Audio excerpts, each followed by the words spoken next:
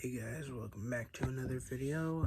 Today I'm doing a Christmas video, so Merry Christmas to everyone out there. Today I'm doing Lost Media Surrounded 2 Christmas specials. So yeah, let's get right into it.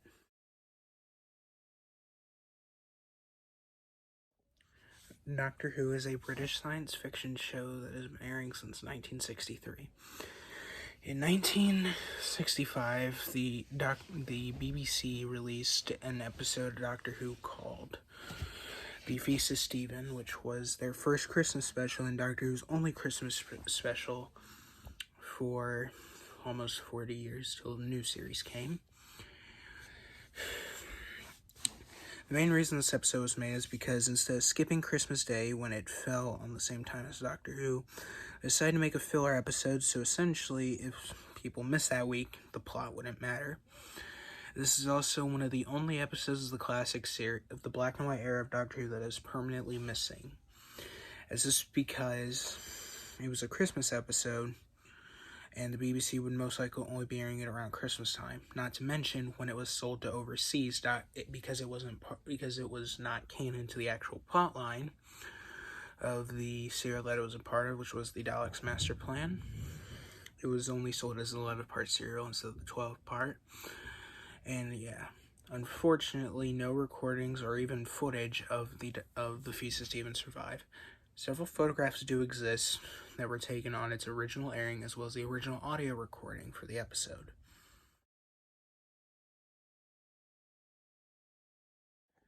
Basil Rathbone is a well-regarded Shakespeare actor, best known for playing Sherlock Holmes in the original 14 film series.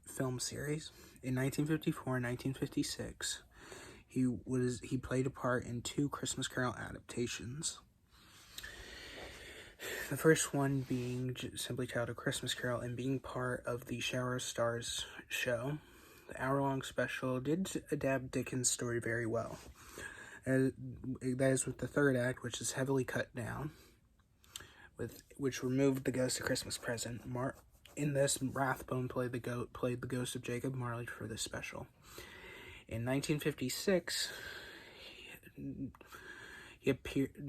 Rathbone would play Scrooge himself in the 1956 special called The Stingiest Man in Town,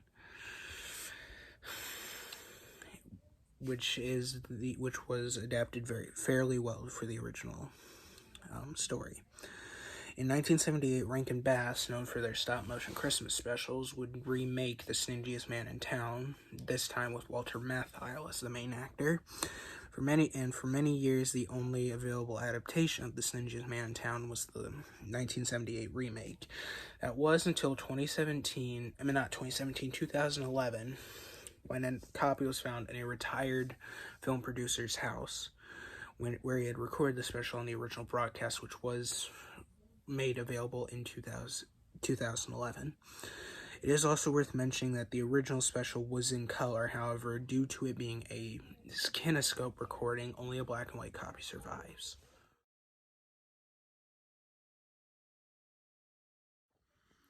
The Nightmare Before Christmas is a 1993 stop-motion movie based on a short story by Tim Burton. It is well known for being one of Disney's earliest stop-motion films, as well as being one of the earliest to be directed by then-producer Henry Selick, who would later go on to work with many Disney productions. During the original thought process for the movie, it was originally decided to have horror icon Vincent Price play Santa Claus. However, due to the recent passing of his wife in 1992, Price decided not to do it. As of today, none of Price's recordings that were made. It is speculated that there were several recordings of Price before he decided to let go of the project, but as of today, none of the recordings are available to view, as they have never been released by Disney.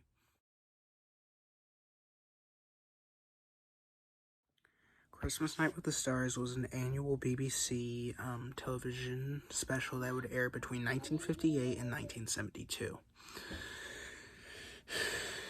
which would combine singing and dancing along with several sketch acts from several popular BBC shows at the time. Unfortunately, this was made during a time when the BBC would wipe over their old recordings. Going off both the BFI and Scribbles to Screen shout out, here's what fully survives from it. The 1958 broadcast does fully survive, however, only a 3-minute extract is available on YouTube.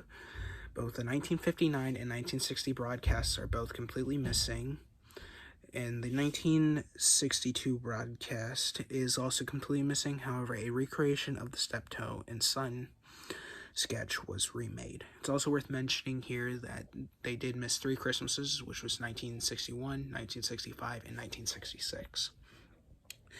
The 1963 broadcast is also completely missing. However, the 1964 broadcast does fully survive.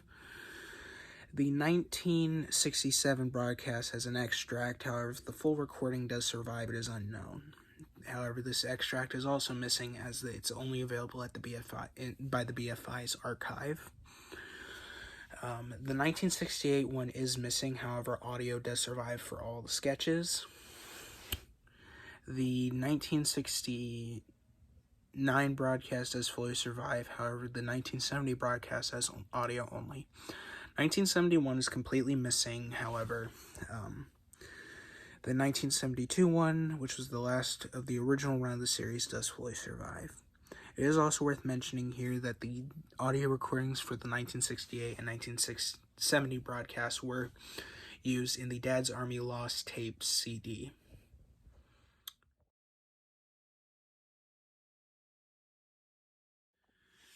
A Charlie Brown Christmas is a 1965 Peanuts special, being the first to adapt the Peanuts comics for specials.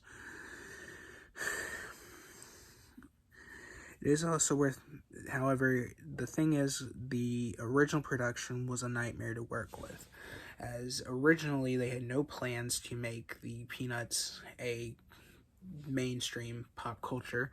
That was mainly because Charles Schulz did not see the potential in them, as well as they were only used primarily for commercials. However, Coca-Cola called up Bill Melendez, who is an American animator who also did Snoopy for these, allowed them to create sold Coca-Cola, yes, but then they had to come up with a script in a few days.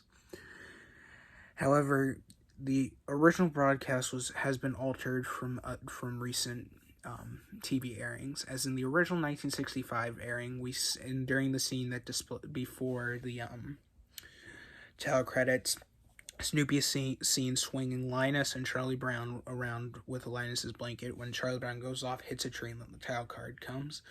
However, we don't see what happens to Linus.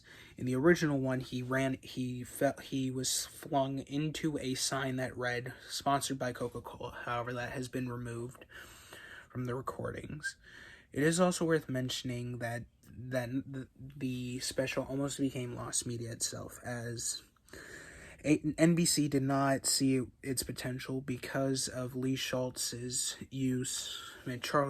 use of it had to be focused around religion, as well as it having child actors, which they believed would have caused it to flop.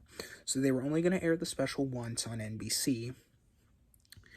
However, it was so much that NBC has aired it ever since until 2020 when Apple bought the Peanuts.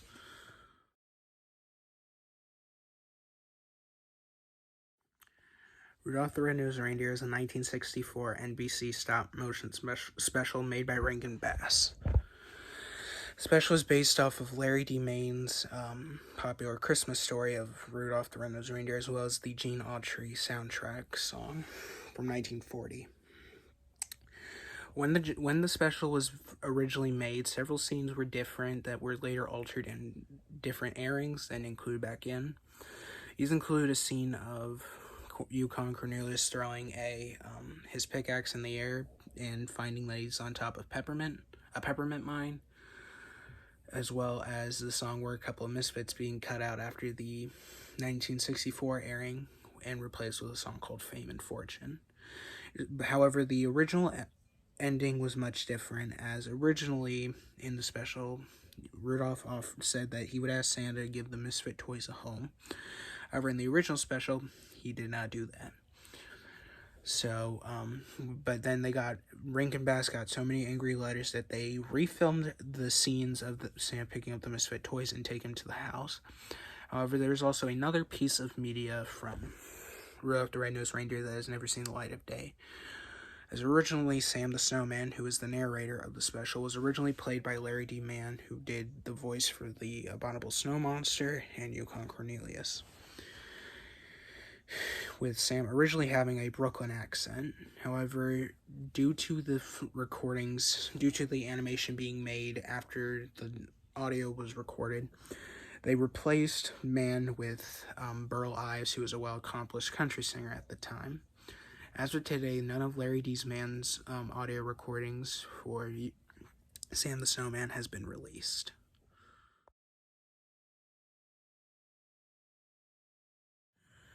When the Santa Claus came to DVD, Blu-ray, and Disney Plus, many fans noticed that there was a scene missing from it. In the original theatrical cut, there is a scene of Tim Allen reading a note card that the woman gives him, of a woman that reads 1-800-SPANK-ME. So then he says, "I know that number." The woman says, "And a Merry Christmas to you too." The main reason this scene was because it was believed to be an elusive adult hotline, and many kids tried to call it, with one rumor being that a kid called this number and it ended up racking a phone bill that cost $900. Yeah, the scene has been removed from Disney Plus along with Blu-ray and DVD, with the scene only being available from the original theatrical cut, the VHS releases, and the Laserdisc releases.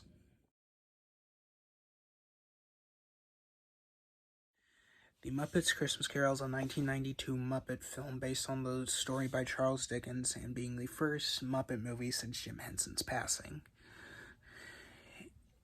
When the film came to Disney Plus, when The Muppets Christmas Carol was released on Disney Plus, many fans noticed that there was an iconic scene cut out. During the flashback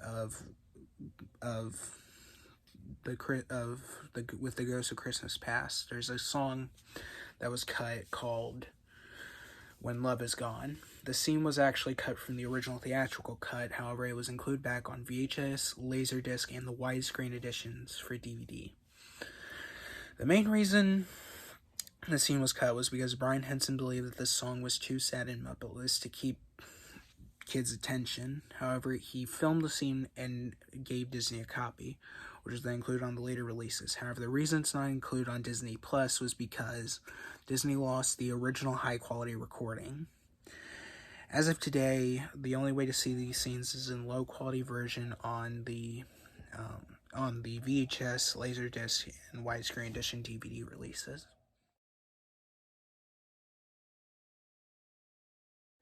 The Christmas Gift of Light is a 1991 Canadian Christmas special that aired to be a set place for a pilot for a show called The Soulmates. In this one, the Soulmates have to try and convince Santa that people still need him for Christmas, as the main villain of the special convinces Santa that Christmas is not worth it, so he abandons it. For many years, this special was very elusive, as it was only recently brought up in mentions around 2016 when a cropped image was seen in an early Christmas photo that a family took in Southwest Ontario. For many years, people tried searching for it. However, it wasn't until around 2022 that the special was found, and it was indeed confirmed to be a pilot, as many people didn't know what it was, if it was just like a random one-off Christmas special or a pilot to a TV series, with it later being found out in late December that it was indeed made to be a pilot, with the show never being picked up.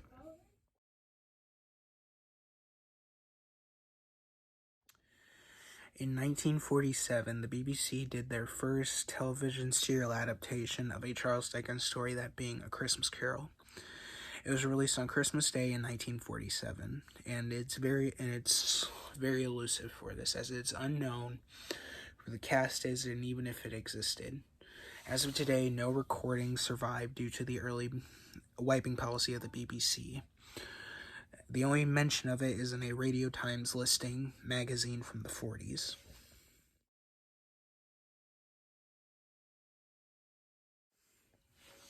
Mr. Rogers' Neighborhood was a PBS Kids children's show that ran between 1968 and 2001. In 1977, Mr. Rogers did their first and only Christmas special of the series. In this, Fred Rogers, or Mr. Rogers as he's known to the kids, and his friend Sarah decide to pass his time by telling Christmas stories while she waits for her parents to get home after a Christmas party, but due to the snow, she's going to be waiting for quite a while. For many years, the special was never released on the home media or even to YouTube. However, around 2021, the special was uploaded to the official PBS Kids website as well as onto YouTube.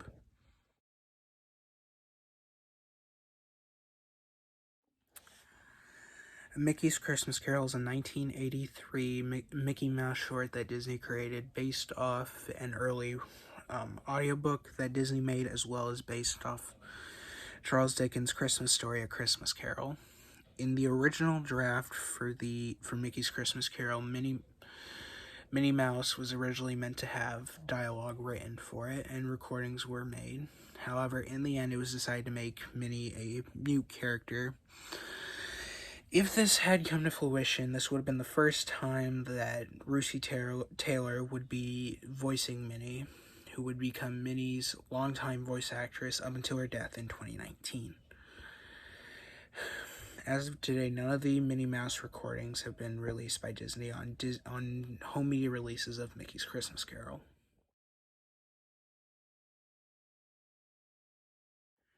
A Christmas Story is a 1983 Christmas comedy film starring Darren McGavin and Peter Billingsley. In the original cut of A Christmas Story, there was a scene in which Randy, who is Ralphie's little brother, takes a toy airplane that he gets for Christmas, throws it into the tree, knocking it over. The main reason this scene was cut out was because it was too hard to shoot because the prop Christmas tree would not work properly. Second off, it was too confusing for test audiences, so it was cut out. As of today, this deleted scene has never been released on any home media releases of A Christmas Story.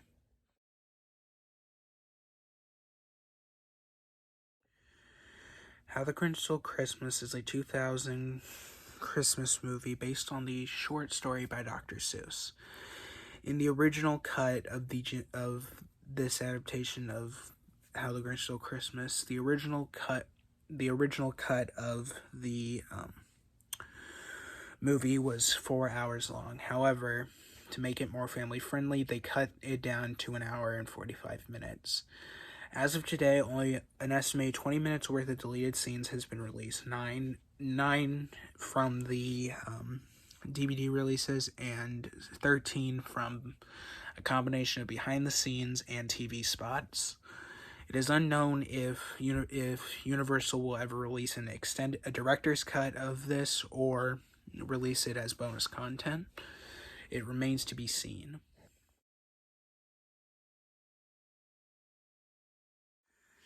How the Grinch Stole Christmas is a 1966 adaptation of Dr. Seuss's Christmas Story. During the original broadcast on NBC in 1966, Bank of America made several commercials sponsoring this special in both the beginning as well as in between commercial breaks. For many years, it was unknown there was no way to watch the sponsorship clips that were included. However, in March of 2021, a YouTube user uploaded a recording of the original 1966 recording of the special.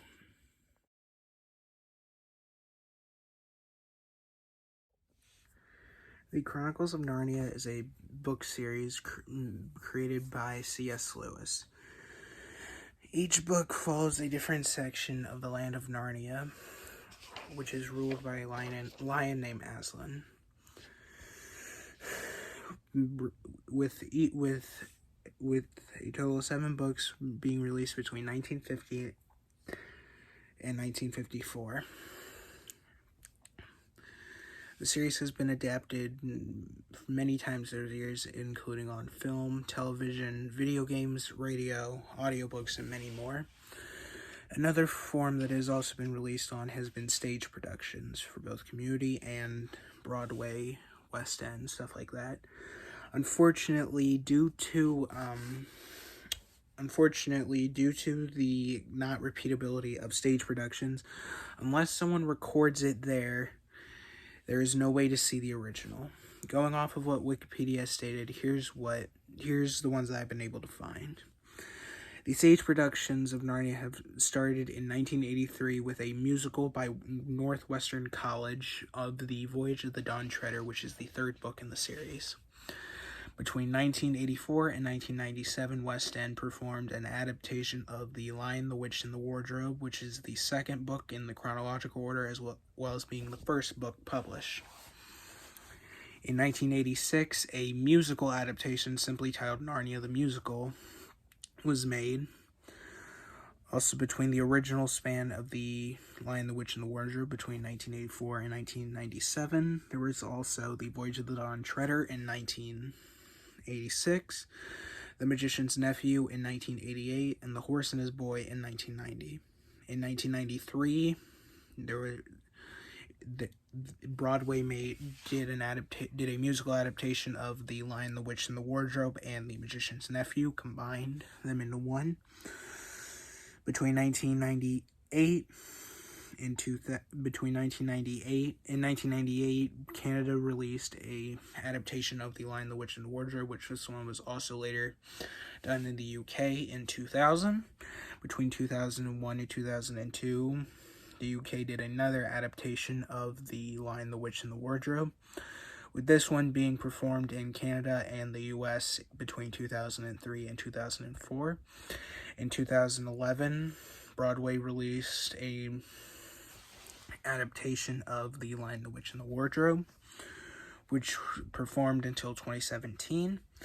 In 2015, a South American company made an adaptation called Narnia Ville a Vivre. I don't know how to pronounce it. Sorry if I butchered that. And the most recent of which was in 2022 with a West End production of The Horse and His Boy. I hope you guys enjoyed this video. Make sure to like, subscribe, comment, turn on notifications, and notice my future videos. I love you all so much, and bye.